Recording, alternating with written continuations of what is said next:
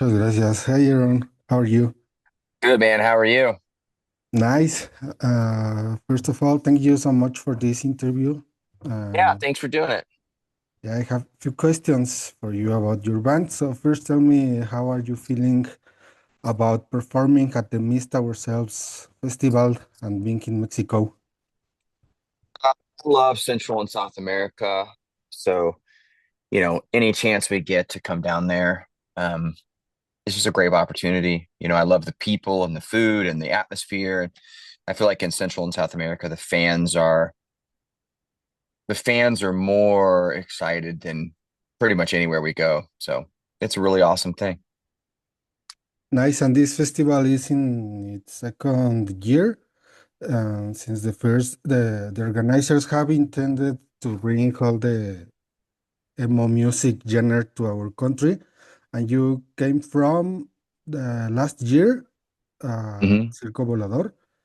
So how do you feel about having so many historic bands together in a country like this? Did you expect there to be so many metalcore fans here? Uh, the first time we came down there was years ago. Um, and it was very surprising.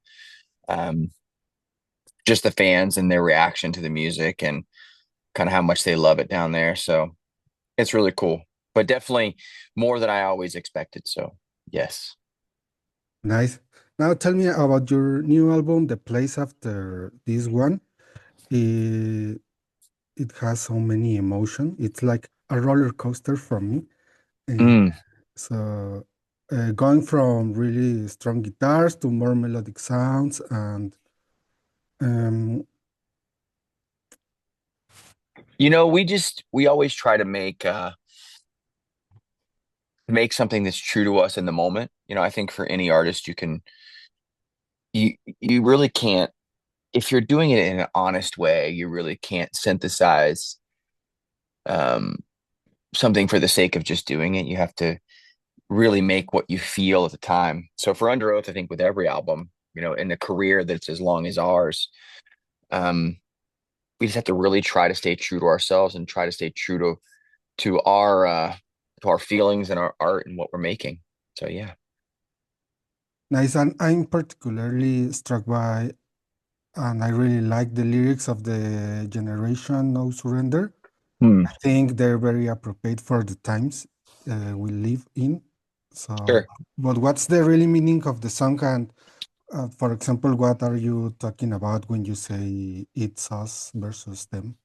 Um, it could be anything, for us, it's not a particular thing. It's not like there's this old music video we all love of a pop artist, and there's all these kids and like this child, not child, but like young adult kind of army running, marching down the street. And for us, it's like it could be anything. Us versus them could be like it could be your feelings about whatever. The whole idea was like whatever you're about, you know, this is for you. You know what I mean? So I think everybody in some way or another always feels like it's us versus them, you know. So it's not particularly about politics or particularly about um a certain instance, but it's more of like a broad, this is about everything type of situation. Nice. And also, I want to ask you about the song Tit.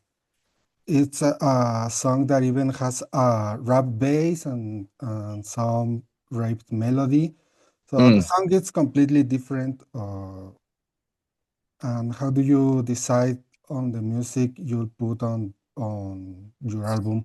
I mean, when you're making a song, do you plan it or is it something improvised or more of a hunch?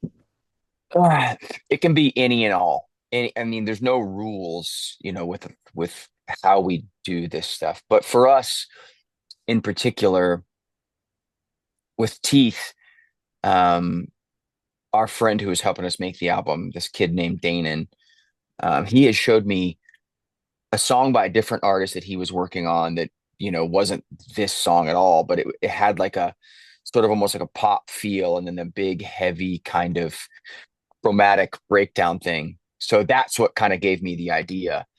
And then I kind of called everybody downstairs. I was like, let's do something that's like you think it's a pop song and then it becomes this kind of heavy, crazy thing. So yeah.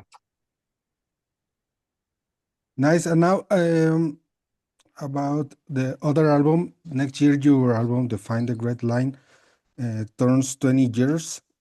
So, what memories do you have of the album? Do you still like it? So yeah, I love it. I love everything we've ever made. Obviously there's as you're growing up and you listen to old stuff, you're like, oh, what was I talking about or whatever. But I'm very proud of that album, and my feelings around it are feelings of pride and nostalgia and all of the above. So I'm excited to get out and play some shows around it. And I really think that it's a special piece of music. So yeah. Nice. And finally, I don't know if you knew, but in Mexico, having festivals like Mist Ourselves is unique because for a long time, emo fans experienced violence, and especially during the early 2000s, mainly due to intolerance and misinformation. So now we finally feel kind of free. So, Awesome. what would you say to all these people who were waiting in the shadows for this moment? Um, I don't know much about the history down there, but um I'm thankful that you can have something like this and it'll be really fun. So yeah, very excited about it. And I'm glad that you guys have an outlet and a place to have a show like that.